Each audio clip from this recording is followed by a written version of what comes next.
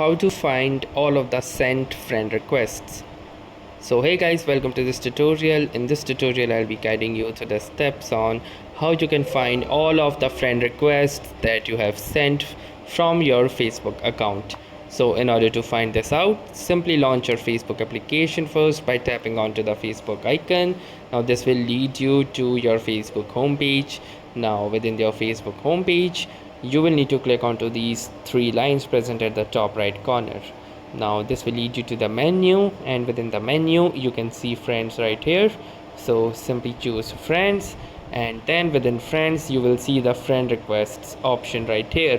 So within friend requests, click onto this see all button, and it will show you all of the friend requests that you have received. But in order to find all of the friend requests that you have sent, you will need to click onto these three dots and then choose view sent requests.